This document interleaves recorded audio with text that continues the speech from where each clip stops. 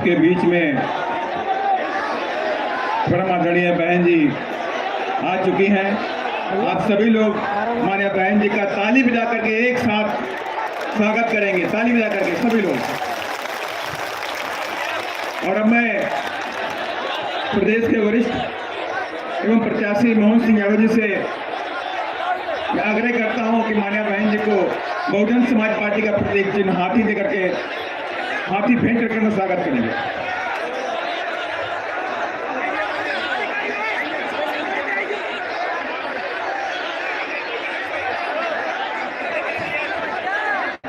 Bahujan Samaj party की राष्ट्रीय अध्यक्ष, देश के सबसे बड़े सूबे उत्तर प्रदेश की 4 बार मुख्यमंत्री रही, पूर्व सांसद आयरन लेडी परम आदरणीय बहन, जिसे मैं आग्रह करता हूं कि हम सब लोगों को दिशा निर्देश देने की कृपा करें। आदरणीय बहन जी।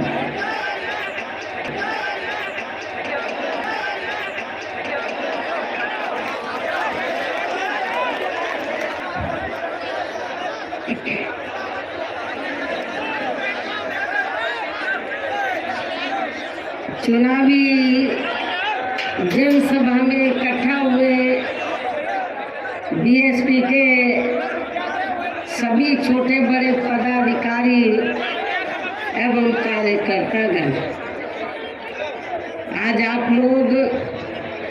यहाँ अपने मध्य प्रदेश स्टेट में विधानसभा के लिए हो रहे आम चुनाव में अपने उम्मीदवारों के समर्थन में मुझे सुनने के लिए यहाँ इकट्ठा हुए हैं, तो उसके लिए मैं आप सभी लोगों का हार्दिक दिल से आभार प्रकट करती हूँ। और अब मैं सबसे पहले अपनी पार्टी के संबंध में ये कहना चाहूँगी कि हमारी पार्टी ये चुनाव आपके मध्य प्रदेश स्टेट की अधिकांश विधानसभा की सीटों पर पूरी तैयारी व दमदारी के साथ चुनाव लड़ रही है। अर्थात हमारी पार्टी ने इस चुनाव में यहाँ केवल गोंडवाना गणतंत्र पार्टी को छोड़कर अन्य किसी भी पार्टी के साथ किसी भी प्रकार का कोई चुनावी समझौता आदि नहीं किया है। इसके साथ ही हमने बीएसपी से जुड़ने की तादाद को ध्यान में रखकर फिर उसी अनुपात में ही यहाँ सब समाज के लोगों को टिकट भी दिए हैं। लेकिन अब मैं इस हो रहे विधानसभा चुनाव में आप लोगों का ध्यान अपनी पार्टी बीएसपी को कामयाब बनाने के लिए कुछ जरूरी बातों की तरफ दिलाना चाहती हूँ। और इस संबंध में सबसे पहले मैं आप लोगों को ये कहना चाहूँगी कि अपने देश को आज़ाद हुए व भारतीय संविधान को भी लागू हुए अब यहाँ बरसों बीत चुके हैं, और इस लंबी अवधि में केंद्र व आपके प्रदेश में भी यहाँ विभिन्न विरोधी पार्टियों की सरकारें रही हैं। लेकिन दुख की बात यह है कि इस दौरान यहाँ सभी विरोधी पार्टियों की रही सरकारों में आपके प्रदेश सहित पूरे देश में भी सर्व समाज में से विशेषकर दलितों, आदिवासियों, पिछड़े वर्गों, मुस्लिम व अन्य धार्मिक अल्पसंख्यकों के साथ साथ गरीबों, मजदूरों, किसानों, छोटे व्यापारियों एवं अन्य मेहनतकश लोगों का भी पूर्ण रूप से विकास व उत्थान आदि नहीं हो सका है।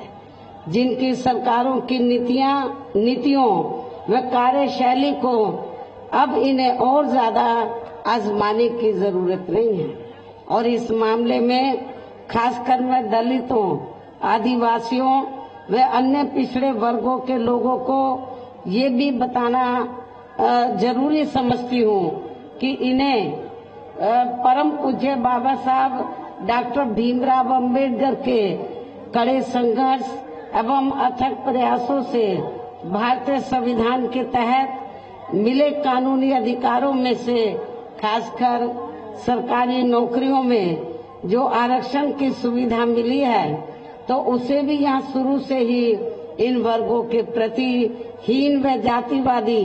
मानसिकता रखने वाली सभी राज्यों में भी बीजेपी व अन्य विरोधी पार्टियों की भी रही सरकारों ने इनका ये आरक्षण का कोटा अभी तक भी पूरा नहीं किया है। पदोन्नति में आरक्षण को तो इन्होंने मान्य कोर्ट की आड़ में काफी हद तक खत्म ही कर दिया है और इस मामले में लगभग यही खराब स्थिति हमें यहाँ आपके मध्य प्रदेश स्टेट में भी देखने के लिए मिल रही है। इसके साथ ही अब इन वर्गों के लोगों को प्राइवेट सेक्टर में आरक्षण दिए जाने की व्यवस्था किए बिना ही केंद्र व राज्यों में भी ज्यादातर सरकारी कार्य यहाँ प्राइवेट सेक्टर के जरिए देश के अधिकांश बड़े बड़े पूंजीपतियों व धरना सेठों को ही दिए जा रहे हैं, जिसके कारण अब पूरे देश में इन वर्गों के लोगों को आरक्षण का बहुत कम ही लाभ मिल पा रहा है और इससे अब पूरे देश में दलितों व आदिवासियों के साथ साथ अन्य पिछड़े वर्गों को भी काफी ज्यादा नुकसान हो रहा है। जबकि अन्य पिछड़े वर्गों के लोगों को ये भी मालूम होना चाहिए कि इन्हें मंडल कमीशन की रिपोर्ट के तहत आरक्षण की ये सुविधा केंद्र में कांग्रेस पार्टी की रही सरकार में नहीं मिली है, बल्कि बीएसपी के कड़े संघर्ष एवं अथक प्रयासों से ही केंद्र में रही श्री बीपी सिंह की सरकार में इन्हें ये सुविधा मिली है, जिसका अब यहाँ जातिवादी विरोधी पार्टियों की सरकारें इन्हें पूरा लाभ नहीं दे पा रही हैं। और यहाँ मैं आप लोगों को ये भी बता देना चाहती हूँ, अब चुनाव के दौरान खास तौर से कांग्रेस पार्टी के बड़े नेता ये कहते हैं कि अति पिछड़े वर्ग को पूरा लाभ दिलाने के लिए जातीय जनगणना होनी चाहिए, जातीय जनगणना। लेकिन शायद इन्हें ये मालूम होना चाहिए और अपने लोगों को भी ये मालूम होना चाहिए कि जब अंग्रेजों के जाने के बाद केंद्र में लंबे अरसे तक कांग्रेस पार्टी पावर में रही, तो कांग्रेस पार्टी की हुकूमत के दौरान सबसे पहले पिछड़े वर्ग के लोगों को आरक्षण देने के लिए तो जो सर्वे हुआ था, काका कालेलकर की रिपोर्ट आई, उसे कांग्रेस पार्टी की सरकार ने उस समय लागू नहीं किया। उसके बाद मंडल कमीशन की रिपोर्ट आई, उसे कांग्रेस पार्टी की सरकार ने लागू नहीं किया। तो जो कांग्रेस पार्टी अति पिछड़े वर्गों की मंडल कमीशन की रिपोर्ट को जिसने लागू नहीं किया, काका कालेलकर की रिपोर्ट को लागू नहीं किया, आज वो चुनाव के दौरान पिछड़े वर्गों की वोट लेने के लिए जो बड़ी बड़ी बातें कर रहे हैं जातीय जनगणना की, मेरे ख्याल आप लोगों को इनकी हवाई बातों के बहकावे में नहीं आना चाहिए, खास तौर से पिछड़े वर्ग के लोगों को। और पिछड़े वर्ग के लोगों को जो आरक्षण की सुविधा मिली है, तो ये देन बीएसपी की है। बीएसपी के अथक प्रयासों से श्री बीपी सिंह की सरकार में तो ये सुविधा इन्हें मिली है। इसके साथ ही श्री बीपी सिंह की सरकार में इन वर्गों के मसीहा परम पूज्य बाबा साहब डॉक्टर भीमराव अंबेडकर को भी यहाँ भारत रत्न की उपाधि से सम्मानित किया गया है, जिसके लिए वो हर प्रकार से पात्र भी थे। यानी कि कांग्रेस पार्टी ने लंबे अरसे तक पावर में रहकर बाबा साहब को भारत रत्न की उपाधि देना उचित नहीं समझा। तो ये बीपी सिंह की सरकार में बीएसपी के अथक प्रयासों से बाबा साहब डॉक्टर अंबेडकर को इस उपाधि से सम्मानित किया गया, जो बहुत पहले ही इनको ये सम्मान मिल जाना चाहिए था, जिसके लिए विशेषकर इतना जो डिले हुआ, तो जिसके लिए विशेषकर कांग्रेस पार्टी प्रमुख तौर से जिम्मेवार व कसूरवार भी है। इससे इन वर्गों के प्रति इस पार्टी की हीन व जातिवादी मानसिकता साफ झलकती है। जिसने फिर इनके कारवां को आगे बढ़ाने वाले हर मामले में समर्पित व्यक्तित्व मान्यवर श्री कांशीराम जी के देहांत होने पर केंद्र में रही इसी कांग्रेस पार्टी की सरकार के चलते एक दिन का भी राष्ट्रीय शोक घोषित नहीं किया गया था। इसे भी आप लोगों को याद रखना चाहिए। यहाँ मैं इन वर्गों के मामले में ये भी कहना चाहूंगी, केंद्र द्वारा देश की लोकसभा व राज्य विधानसभाओं में महिलाओं को जो 33% आरक्षण देने की व्यवस्था की गई है, तो उसमें SC, ST व OBC वर्गों की महिलाओं को अलग से कुछ भी आरक्षण नहीं दिया गया है। इतना ही नहीं, बल्कि इन वर्गों के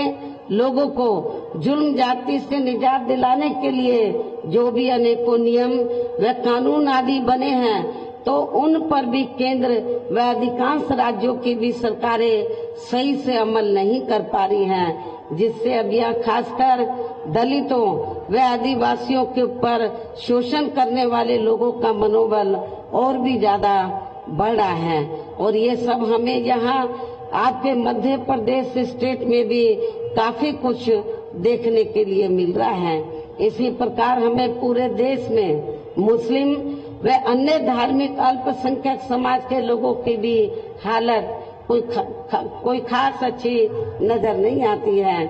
जिसका काफी कुछ खुलासा केंद्र सरकार की सच्चर कमेटी की रिपोर्ट में भी किया गया है। इनके साथ साथ अपर कास्ट समाज में से खासकर गरीब लोगों की भी आर्थिक स्थिति अभी भी पूरे देश में यहाँ काफी ज्यादा खराब व दयनीय ही बनी हुई है। इनके अलावा आपके प्रदेश सहित पूरे देश में सर्व समाज में से विशेषकर यहाँ गरीब, मजदूर, किसान, कर्मचारी, व्यापारी एवं अन्य मेहनतकश लोग भी अपनी विभिन्न समस्याओं को लेकर अभी भी हमें काफी ज्यादा दुखी ही नजर आते हैं। और इनमें से किसान वर्ग तो केंद्र की वर्तमान भाजपा सरकार द्वारा बनाई गई गलत नीतियों के कारण काफी ज्यादा परेशान व आंदोलित भी रहा है। लेकिन इन सब की मुख्य वजह हमारी पार्टी केंद्र व आपके मध्य प्रदेश स्टेट में भी यहाँ अब तक रही सभी विरोधी पार्टियों की सरकारों की जातिवादी, पूंजीवादी व संकीर्ण मानसिकता के तहत बनाई गई उनकी गलत नीतियों एवं गलत कार्य प्रणाली को ही काफी हद तक जिम्मेवार मानकर चलती है। और इस मामले में खासकर इनकी गलत आर्थिक नीतियों की वजह से ही आए दिन यहाँ पूरे देश में गरीबी, बेरोजगारी व महंगाई आदि भी काफी ज्यादा बढ़ रही है। हालांकि इस मामले में शुरू से ही हमारी पार्टी केंद्र व राज्य सरकारों से भी हर स्तर पर ऐसी नीति अपनाने की लगातार ये मांग करती आ रही है कि देश में कुछ गिने चुने पूंजीपतियों व धन्ना सेठों का विकास होने की बजाय बल्कि यहाँ गरीब व आम लोगों का ही विकास होना चाहिए। तभी फिर सही मायने में यहाँ की आम जनता अपनी गरीबी, बेरोजगारी, महंगाई व अन्य और भी समस्याओं से काफी हद तक निजात पा सकती है। इसके साथ साथ अब अपने देश में भ्रष्टाचार भी हर स्तर पर काफी ज्यादा बढ़ रहा है, जिससे आपका खुद का अपना मध्य प्रदेश स्टेट भी अछूता नहीं रहा है। और इन सब के लिए हमारी पार्टी आजादी के बाद से लेकर अभी तक केंद्र व देश के अधिकांश राज्यों में तथा आपके खुद के अपने मध्य प्रदेश स्टेट में भी ज्यादातर सत्ता यहाँ गलत पार्टियों में से खासकर कांग्रेस, बीजेपी व इनकी सहयोगी पार्टियों के हाथों में ही आने को मानकर चलती है। और इन सभी विरोधी पार्टियों को हमारी पार्टी इसलिए भी जिम्मेवार मानकर चलती है क्योंकि आजादी के बाद से लेकर अभी तक लगभग ये सभी विरोधी पार्टियां केंद्र व देश के अधिकांश राज्यों में भी ज्यादातर यहाँ बड़े बड़े पूंजीपतियों व धन्ना सेठों की ही आर्थिक मदद से सत्ता में आती रही हैं। और सत्ता में आ जाने के बाद फिर ये पार्टियां अधिकतर मामलों में अपनी आर्थिक एवं अन्य सभी नीतियां यहाँ आम जनता की समस्याओं को दूर करने के हिसाब से तैयार नहीं करती हैं, बल्कि देश के उन बड़े बड़े पूंजीपतियों व धन्ना सेठों को फायदा पहुंचाने के हिसाब से अपनी अधिकांश नीतियां तैयार करती हैं, जिनके धन व बल से चुनाव लड़कर ज्यादातर ये पार्टियां केंद्र व आपके राज्य सहित देश के अन्य राज्यों में भी अभी तक यह सत्ता में आती रही हैं, जिसके कारण अब पूरे देश में व आपके खुद के अपने प्रदेश में भी अभी भी हमें यहाँ सर्व समाज के लोग अधिकांश मामलों में अपनी विभिन्न समस्याओं को लेकर काफी ज्यादा दुखी व परेशानी नजर आते हैं, जबकि पूरे देश में बीएसपी ही अकेली एक ऐसी पार्टी है जो विरोधी पार्टियों की तरह देश के बड़े बड़े पूंजीपतियों व धन्ना सेठों की आर्थिक मदद से नहीं, बल्कि अपनी पार्टी के ही आम कार्यकर्ताओं की आर्थिक मदद से चुनाव लड़कर यहाँ केंद्र के सबसे बड़े प्रदेश उत्तर प्रदेश में 4 बार हमारी पार्टी ने अपने नेतृत्व में यहाँ सरकार भी बनाई है और हमने अपनी सभी चारों नई सरकारों में अपनी पार्टी की विचारधारा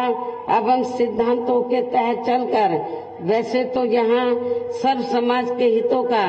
पूरा ध्यान रखा है, लेकिन सभी मामलों में प्राथमिकता पहले हमने वहाँ सर्व समाज में से विशेषकर उन दलितों, आदिवासियों, पिछड़े वर्गों, मुस्लिम व अन्य धार्मिक अल्पसंख्यक समाज के लोगों को तथा गरीब एवं असहाय लोगों को ही दिया है, जिनके यहाँ हर मामले में व हर स्तर पर सभी विरोधी पार्टियों की रही सरकारों में उनकी हीन, जातिवादी, संकीर्ण व पूंजीवादी सोच होने के कारण काफी ज्यादा उपेक्षा की गई है। इसके साथ साथ हमने उत्तर प्रदेश में गरीब एवं बेरोजगार लोगों को दूसरी पार्टियों की रही सरकारों की तरह मामूली सा बेरोजगारी भत्ता न देकर उन्हें बड़ी तादाद में सरकारी व गैर सरकारी क्षेत्रों में स्थायी रोजगार भी उपलब्ध कराए हैं। साथ ही गरीब भूमिहीन लोगों को खेती करने के लिए उन्हें फ्री सरकारी जमीन भी दी है, जिससे वहाँ लाखों गरीब लोगों को फायदा पहुंचा है। इसके अलावा हमारी पार्टी की नई सरकार ने वहाँ विभिन्न क्षेत्रों में लगे लोगों के साथ साथ छात्रों, युवाओं, महिलाओं व बुजुर्गों आदि के हितों में भी अनेकों महत्वपूर्ण व ऐतिहासिक कार्य किए हैं, जिनसे उन्हें काफी ज्यादा लाभ पहुंचा है। और अब विरोधी पार्टियां उसकी नकल तो कर रही हैं, लेकिन नियत साफ नहीं है, उसका फायदा उनको सही मायने में पहुंचाने में वो सक्षम नहीं है। साथ ही हमने उत्तर प्रदेश में सर्व समाज के लोगों के ऊपर किसी भी प्रकार की कोई जुल्म जाति आदि भी नहीं होने दी है, बल्कि हमारी पार्टी की रही सरकार ने वहाँ जुल्म जाति करने वाले लोगों को बिना कोई देरी किए हुए उन्हें तुरंत ही जेल की सलाखों के अंदर भेजा है, जहां हमारी सरकार में उनकी सही व असली जगह होती है, जिसकी यहाँ के प्रदेश में भी काफी सख्त जरूरत है। इतना ही नहीं, बल्कि हमारी पार्टी की रही सरकार ने यहाँ अपने देश में दलित एवं अन्य पिछड़े वर्गों में समय समय पर जन्मे हमारे महान संतों, गुरुओं व महापुरुषों में भी खासकर महात्मा ज्योतिबा फुले, छत्रपति शाहू जी महाराज, श्री नारायण गुरु, बाबा साहब डॉक्टर भीमराव अम्बेडकर एवं मान्यवर श्री कांशीराम जी आदि को भी विभिन्न रूपों में पहली बार वह पूरा आदर सम्मान दिया है, जिन्हें विरोधी पार्टियों के लोग अभी तक भी आसानी से पचा नहीं पा रहे हैं। इस प्रकार से उत्तर प्रदेश में हमारी पार्टी ने अपने सभी चारों रहे शासनकाल के दौरान वह हर मामले में व हर स्तर पर सर्व समाज के लोगों को काफी बेहतरीन सरकार दी है। और यदि आप लोग भी यहाँ अपने मध्य प्रदेश स्टेट में आम जनहित के खासकर कमजोर एवं उपेक्षित वर्गों के हितों में ऐसे ही कार्य करना चाहते हैं तो ऐसे ही आप लोग कार्य करना चाहते हैं। इसके साथ ही आपके प्रदेश की जनहित से जुड़ी जो भी यहाँ स्थानीय समस्याएं हैं तो उन्हें भी दूर करना चाहते हैं तो फिर आप लोगों को भी उत्तर प्रदेश की तरह ही यहाँ अपने मध्य प्रदेश स्टेट में भी अपनी पार्टी को हर मामले में मजबूत बना के यहाँ अपनी खुद की सर्वजन हिताय व सर्वजन सुखाय की नीतियों पर